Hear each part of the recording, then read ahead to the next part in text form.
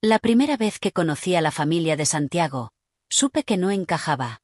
No fue algo que él me dijera, fue algo que se sentía en el aire, como esa tensión que no se puede tocar, pero que te aprieta el pecho. Su mamá me saludó con un abrazo que duró medio segundo y una sonrisa tan falsa que casi podía oler el plástico. Su papá ni siquiera se molestó en levantarse del sofá. Y su hermana, Valeria, me miró de arriba abajo como si yo hubiera llegado a cenar en pijama. Pero yo estaba enamorada. Hasta los huesos. Santiago era atento, divertido, y me hacía sentir que, a pesar de todo, yo era suficiente. Así que cada desplante de su familia, cada comentario pasivo-agresivo, cada no es por ofender, pero que recibía de parte de ellos, lo dejaba pasar. Me decía que eventualmente me aceptarían. Que solo necesitaban tiempo. Que era normal, porque él era el niño de la casa, el favorito. Después de casi 3 años juntos, él me pidió matrimonio. En un viaje al sur, frente a un lago, con una cena improvisada que él mismo cocinó. Me temblaban las manos cuando le dije que sí. Volví a casa flotando, hasta que se lo contamos a su familia. Nunca voy a olvidar la expresión de su madre. Puso los labios en una línea recta y dijo: «Bueno, si eso es lo que quieres, hijo». Y luego: «¿Ya hablaste con el abogado? Porque sabes que el patrimonio familiar debe quedar protegido. No queremos problemas». Santiago solo la miró y apretó mi mano. Yo no dije nada, aunque por dentro sentí como algo se rompía. Después vinieron los detalles de la boda. Y ahí fue cuando empecé a ver que todo era una trampa, y yo estaba caminando directo hacia ella. Su mamá insistió en encargarse del lugar. Dijo que era su regalo para nosotros. Yo quería algo sencillo, íntimo, con flores silvestres y luz cálida. Ella eligió un salón enorme, frío, con cortinas pesadas color vino tinto y candelabros dorados. Me enteré una semana después de que ya lo había reservado. Cuando protesté, Santiago me pidió que lo dejara pasar, que era importante para su mamá, que no quería conflictos. Cedí. Después fue el vestido. Mi vestido. Soñaba con algo simple, con encaje, sin mucho brillo. Mi suegra me llevó a una tienda de confianza y me presentó a su modista de toda la vida. Me hicieron probarme un vestido que parecía sacado de una telenovela de hace 20 años. Le dije que no era mi estilo. Ella me respondió: «Bueno, hija, tú haz lo que quieras. Pero ese vestido lo va a pagar la familia de Santiago. Y preferimos que luzcas como corresponde». Le conté a Santiago. Él frunció el ceño, pero no dijo nada más que: «Podríamos usar ese dinero para la luna de miel.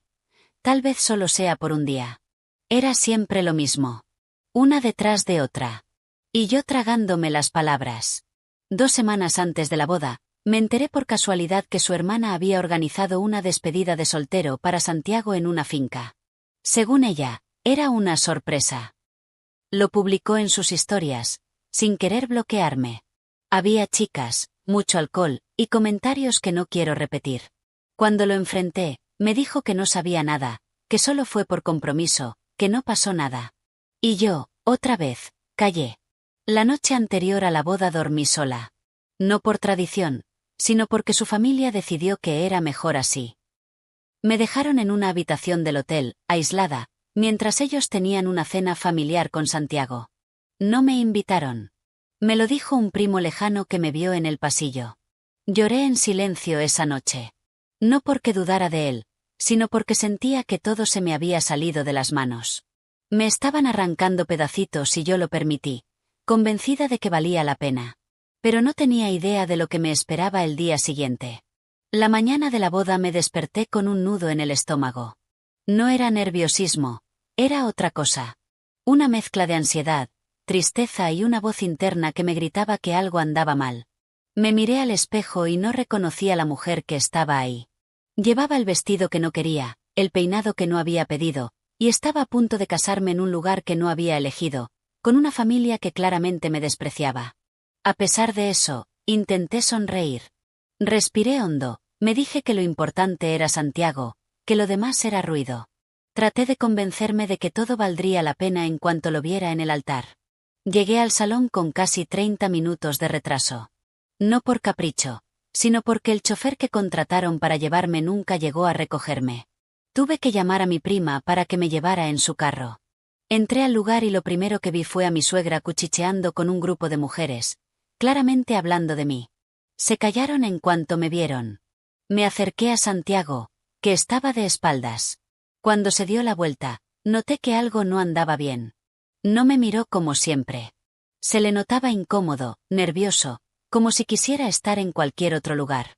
Durante la ceremonia, el juez civil cometió un error. Dijo mal mi segundo apellido. Me llamaron como si yo fuera otra persona. Cuando intenté corregirlo, la mamá de Santiago interrumpió con una risita y dijo: «Ay, no importa, igual nadie lo va a recordar». Hubo risas. Risas de su familia. Yo no me reí. Después del sí, acepto, vinieron las fotos. Me dijeron que fuera con la familia para la foto grupal. Cuando me acerqué, el fotógrafo me dijo que me moviera un poco más al lado, y terminé prácticamente fuera del encuadre. Vi las fotos más tarde. En muchas ni siquiera salgo. Durante la recepción, me sentaron en una mesa junto a unos primos lejanos que no conocía. Santiago estaba en la mesa principal con sus padres, su hermana y sus tíos. Cuando pregunté por qué no estaba a su lado, me dijeron que hubo un error en la distribución pero que no podían moverme ahora porque todo ya estaba armado. Y ahí fue cuando colapsé. Me levanté y fui directo a buscarlo. Lo encontré hablando con su tía, riéndose como si nada. Lo tomé del brazo, lo jalé a un rincón y le dije, con la voz temblando: «¿Esto te parece normal?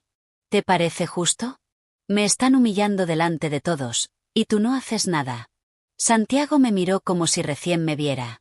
Bajó la mirada y murmuró: «Es solo un día, Emilia. No hagas un escándalo. Después de esto, todo será diferente». «¿Diferente cómo?», le pregunté. «Porque hasta ahora, lo único que ha sido constante es que tu familia me trata como basura y tú le sigues la corriente». Me respondió con un silencio que gritaba más que cualquier palabra. Volví a la mesa, aguantando las lágrimas. La comida llegó fría, y me la sirvieron al último. En ese momento ya no me importaba. No tenía hambre. Solo tenía ganas de irme. Pero no lo hice. Aún no. El punto de quiebre llegó con el brindis. Su papá se levantó, golpeó la copa con una cucharita y dijo: «Quiero hacer un brindis por mi hijo. Por haber tomado esta gran decisión», aunque, hizo una pausa, sonriendo, no todos apostábamos por ella. Hubo risas. Algunas contenidas, otras descaradas. Yo me quedé helada. Santiago no dijo nada. Ni siquiera me miró. Y entonces, Valeria, su hermana, añadió: «Bueno, al menos ya podemos decir que está casado, aunque quién sabe por cuánto tiempo». Risas otra vez. Esta vez hasta los meseros se miraron incómodos. Yo no aguanté más. Me levanté, tomé el micrófono que estaba cerca y, con el corazón latiéndome en los oídos, dije algo que jamás pensé que saldría de mi boca. «Gracias a todos por su calidez. Por hacerme sentir tan bienvenida. De verdad, es un honor unirme a una familia tan interesante». Y sin más, dejé el micrófono, recogí mi bolso y salí del salón, dejando mi propia boda atrás. Pero lo mejor, o lo peor, apenas estaba por empezar. Cuando salí del salón, no tenía idea de a dónde ir. Caminé con el corazón en la garganta, las manos temblorosas y los ojos empañados. Sentía que todo el mundo me miraba, como si acabara de cometer el crimen del siglo. Pero no me importaba. Ni siquiera me volví. Lo único que quería en ese momento era escapar de esa pesadilla. Mi prima Laura fue la única que salió detrás de mí. Me alcanzó en el estacionamiento y me abrazó sin decir nada. Me subí a su carro con el vestido arrugado, el maquillaje corrido y la dignidad hecha pedazos. Esa noche me quedé en su apartamento. Apagué el celular. No quería hablar con nadie. Lloré hasta quedarme dormida. Y al día siguiente, cuando lo encendí, tenía más de 40 llamadas perdidas. De Santiago, de su mamá, de su hermana, incluso de números desconocidos. También había mensajes, algunos pidiéndome que volviera a hablar con él, otros exigiendo una disculpa por haber arruinado el día más importante de sus vidas. Porque claro, al parecer la boda no era mía también. No respondí a ninguno. No tenía nada que decir. En vez de eso, hablé con una amiga abogada y le pedí que me ayudara con la anulación. Sí, lo sé, apenas había pasado un día. Pero yo ya lo tenía claro. No podía seguir con alguien que permitió que me maltrataran así, en el evento que se suponía que marcaba el inicio de nuestra vida juntos. Cuando finalmente Santiago logró localizarme, porque fue hasta la oficina de Laura para encontrarme, lo vi parado frente a mí con cara de arrepentimiento, con esa expresión de cachorro que tantas veces había usado para zafarse de sus errores. Emilia, por favor, me dijo. No hagas esto. Fue solo un mal momento. No dejemos que una boda arruine todo lo que hemos construido. Lo miré por unos segundos, en silencio, y le respondí. La boda no lo arruinó, Santiago. Lo arruinó tu silencio. Lo arruinó cada vez que permitiste que tu mamá me tratara como si fuera menos. Lo arruinó cada vez que escogiste la comodidad de no enfrentarla antes que defenderme a mí. Intentó tocarme la mano, pero la aparté. Te amo, Emilia. Podemos empezar de nuevo. ¿Empezar de nuevo con quién?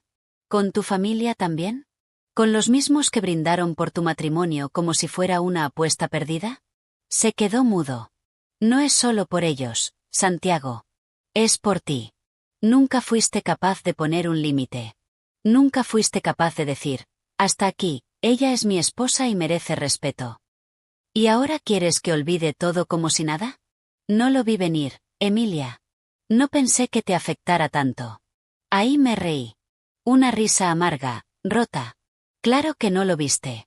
Porque para ti, todo era normal. Porque estás tan acostumbrado a que tu mamá decida por ti, que ni siquiera te diste cuenta de que también estaba decidiendo por mí. Y con eso, me di la vuelta y lo dejé ahí, parado, sin saber qué hacer. En los días siguientes empezaron los mensajes de su hermana. Me escribió desde un número diferente para decirme que era una drama queen, que había hecho todo por llamar la atención. Me dijo que una verdadera esposa sabe adaptarse y que si no aguanté una boda, no iba a aguantar una vida de matrimonio. Ahí fue cuando algo en mí hizo clic. No iba a quedarme callada. No esta vez. Así que armé un hilo en redes sociales. Con fotos. Con detalles. Con capturas de pantalla. No para vengarme, sino para contar mi historia. Para sacarlo de adentro. Para que no se repitiera con otra mujer que creyera que el amor justifica la humillación. Conté cómo su familia me saboteó la boda. Cómo me aislaron. Cómo se burlaron de mí. Cómo me senté sola en mi propia recepción. No mencioné nombres. Pero los que conocían la historia sabían de quién hablaba. El hilo se volvió viral en menos de 24 horas. A las pocas horas de publicar el hilo, mi celular explotó. Mensajes, notificaciones, solicitudes de amistad, incluso periodistas escribiéndome para pedirme una entrevista. No podía creerlo. Nunca pensé que tanta gente se vería reflejada en mi historia. Había comentarios de mujeres que habían pasado por lo mismo, de personas que me decían que era valiente, que ojalá hubieran hecho lo que yo. Gente que me agradecía por decir en voz alta lo que muchas habían callado. Y entonces llegaron los mensajes de ellos. Primero fue Valeria. Me escribió furiosa, diciendo que era una desleal, que estaba difamando a su familia y que si seguía con eso, su mamá tomaría medidas legales. Me limité a responderle con una sola línea.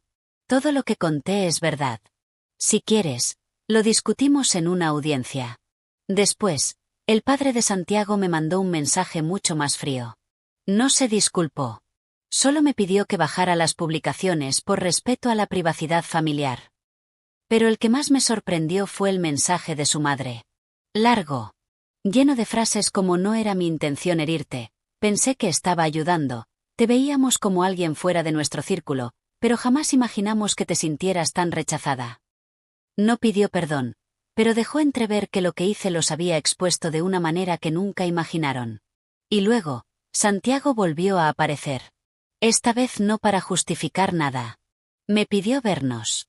Me dijo que necesitaba cerrar este capítulo de frente, hablar como adultos. Dudé. Mucho. Pero accedí. Nos vimos en una cafetería, en una tarde gris y pesada, como el ambiente entre nosotros. Santiago estaba distinto. Más delgado, ojeroso. No me miró con pena esta vez, sino con una tristeza que parecía sincera. Emilia, he leído todo. Cada palabra. Cada mensaje. Cada comentario. No tienes idea de cómo me siento. Sí la tengo, le respondí. Porque es más o menos como me sentí yo durante meses. Pero tú lo veías como algo normal. Asintió, bajando la mirada. Fui un cobarde. No supe poner límites. Siempre creí que era mejor evitar el conflicto. Y al final terminé perdiéndote. No dije nada. Lo dejé hablar. Mi mamá está devastada. No por ti, aclaró, sino por lo que piensa que esto le ha hecho a su reputación. Valeria está furiosa, claro, pero ya ni me hablo con ella. ¿Y tú? Le pregunté. ¿Qué te preocupa más, tu familia o lo que perdiste? Me miró directo a los ojos. A ti. Te perdí a ti. Y eso es lo único que no puedo perdonarme. Por primera vez en mucho tiempo, le creí. No porque quisiera volver con él, eso ya estaba claro. Sino porque entendí que había despertado. Que el golpe fue tan fuerte que lo obligó a abrir los ojos. Nos despedimos con un abrazo. Lleno de nostalgia, sí, pero también de alivio. Ya no había rencor. Solo un cierre necesario. Y justo cuando pensé que todo había terminado, algo inesperado ocurrió. Recibí un mensaje de una cuenta que no conocía. Al principio pensé que era un troll más, pero cuando abrí el chat, me quedé helada. Era una mujer, y me escribió esto. Hola, Emilia. No nos conocemos, pero llevo tiempo leyendo tu historia. Me identifiqué mucho con lo que contaste, porque yo estuve con Santiago. Antes de que se comprometiera contigo. Y también después. Tuve que leer ese mensaje 3 veces. El corazón me empezó a latir tan fuerte que podía escucharlo.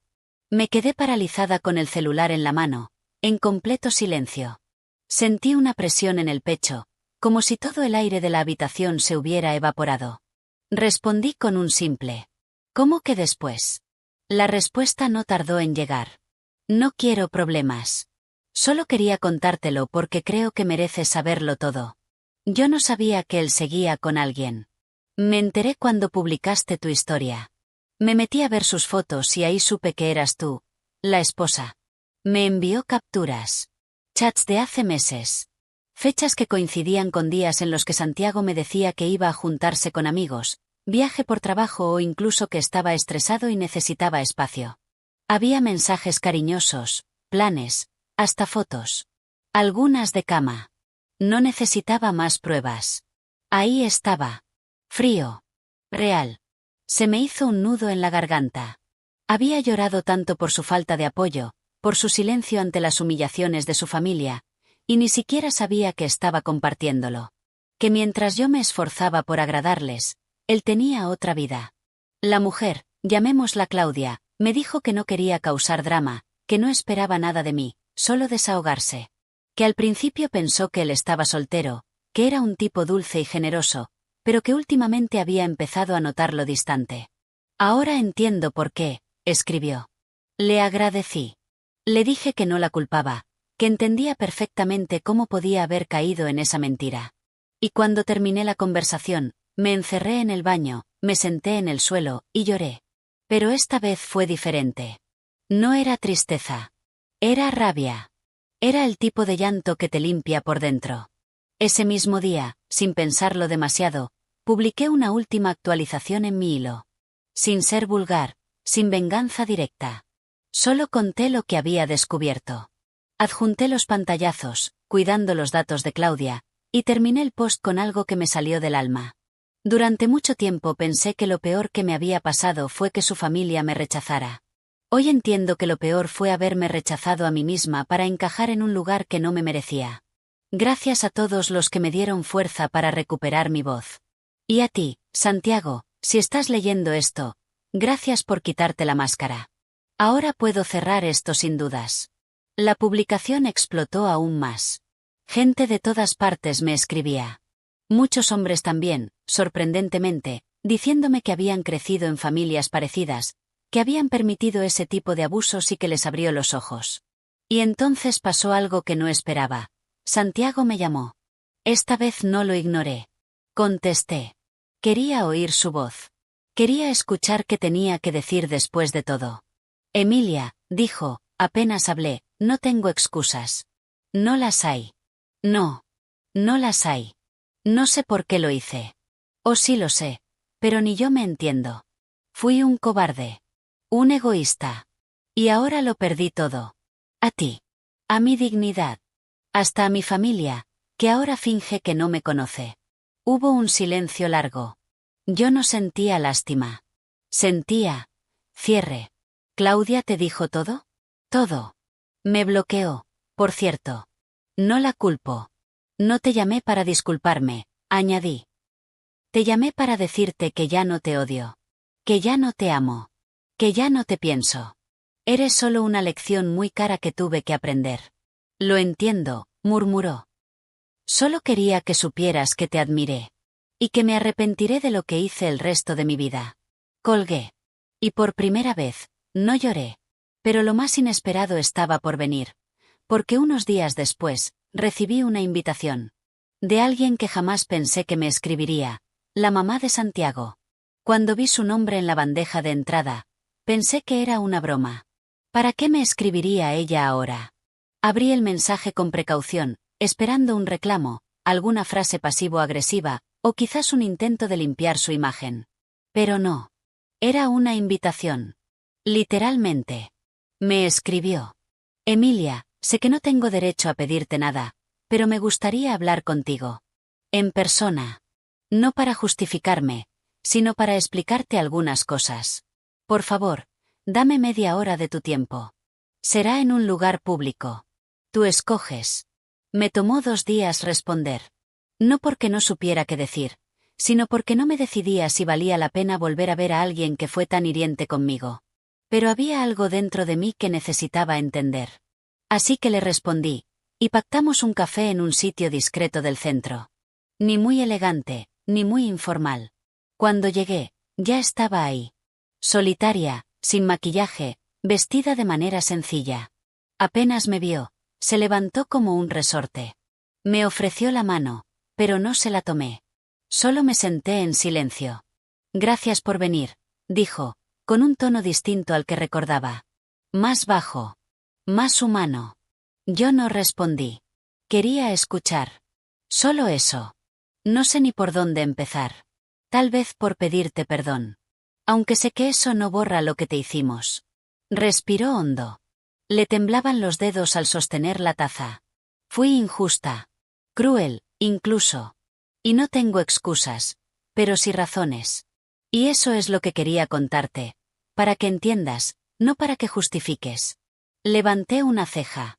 Dudaba que alguna razón justificara haberme humillado así. Pero seguí en silencio. Cuando Santiago empezó a salir contigo, me sentí desplazada. Él siempre fue mi niño. Todo giraba en torno a él. Y cuando llegaste tú, supe que ya no iba a ser el centro de su vida. Me sentí amenazada. Y no supe manejarlo. Desvió la mirada. Mi error fue pensar que si te hacía sentir menos, te irías. Que si te hacía difícil la entrada, no te quedarías. Pero lo hiciste. Y eso me hizo despreciarte más. Porque, en el fondo, te admiraba. Ahí sí hablé. ¿Me admirabas? Asintió, sin mirarme todavía. Sí. Por tu paciencia. Porque aguantaste todo. Porque no respondías. Porque estabas ahí, sin cambiar quién eras, aunque yo intentara aplastarte. Y cuando vi tu publicación, cuando leí lo que escribiste, supe que habías ganado.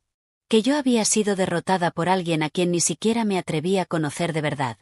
Yo la observaba sin emociones. Escuchar eso era como masticar vidrio.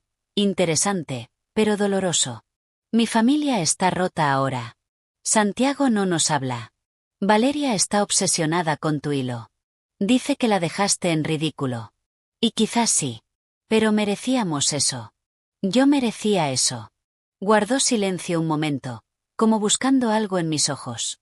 No espero que me perdones, Emilia. Solo quería darte las gracias, por abrirme los ojos. Porque todo lo que construí con soberbia, lo derrumbaste con dignidad. Me quedé callada unos segundos. Tomé aire. No vine a perdonarte. Pero tampoco vine con rencor. Vine a cerrar un ciclo. A entender que no todo fue culpa de Santiago. Tú también jugaste un papel clave en todo esto. Asintió, lentamente. Lo sé. Nos quedamos así, en una especie de tregua silenciosa. No amigas. No enemigas. Solo dos mujeres que, por fin, se dijeron la verdad. Cuando me despedí, me pidió una última cosa. ¿Puedo darte un abrazo? No supe qué me impulsó a decir que sí. Quizás porque sabía que no lo hacía por ella, sino por mí. Porque ya no cargaba con ese resentimiento, ni con la necesidad de venganza. Nos abrazamos brevemente. Y me fui. Liviandad. Eso sentí. Y justo cuando creí que todo había terminado, recibí un último mensaje inesperado. Esta vez, de alguien que no había dicho ni una sola palabra desde que publiqué toda la historia. Valeria. El mensaje de Valeria llegó una semana después de ese encuentro con su madre. Me sorprendió que hubiera esperado tanto, siendo ella la primera en atacar cuando todo estalló. Pero ahí estaba. Una notificación con su nombre y un texto breve que decía: «Quiero hablar contigo. No voy a insultarte. Solo quiero decir algo en persona». Al principio pensé en ignorarla. ¿Qué podía decirme ahora, después de todo lo que hizo y dijo? Pero había una parte de mí que quería escucharlo. No por ella. Por mí. Para cerrar, para entender, para dejar absolutamente todo atrás. Le respondí que sí, que podíamos vernos en el mismo café donde me reuní con su madre. Y cuando llegó, fue como ver a una versión distinta de la mujer que conocí. Ya no tenía esa postura arrogante, ni esa sonrisa altiva. Estaba seria, sin maquillaje, vestida como alguien que no venía a impresionar, sino a rendirse. Se sentó en silencio, y durante unos segundos, no dijo nada. Luego, sin rodeos, soltó: «Te envidiaba». No supe qué responder. Solo la miré, esperando que continuara. Siempre fui la que controlaba todo en mi familia. La que decidía, la que opinaba, la que juzgaba. Y cuando tú llegaste, pensé que eras como las otras chicas de Santiago. Alguien fácil de manejar. Pero no. Nunca levantaste la voz, nunca entraste al juego. Eso me sacaba de quicio, porque no podía contigo. Hizo una pausa, apretando las manos. Me dolía ver cómo él te elegía una y otra vez. Aunque yo te saboteara, aunque mamá te ignorara. Y cuando tú contaste todo, pensé que nos destruirías. Que te ibas a convertir en esa mujer vengativa que tanto temíamos. Pero no lo hiciste. Lo contaste con dignidad. Y eso, fue peor para mí. Porque me obligaste a verme en el espejo. La sinceridad en su voz me desconcertó. No buscaba simpatía, ni excusas. Estaba confesando. Y luego dijo algo que nunca imaginé escuchar de su boca. «Te admiro, Emilia». Y no tienes idea de cuánto me costó decir eso. Me quedé callada. Por primera vez, no sentí rencor hacia ella. Sentí compasión, no de la condescendiente, sino de la que nace cuando ves a alguien derrumbar sus propias paredes. No esperaba que me admiraras, Valeria. Solo que me respetaras.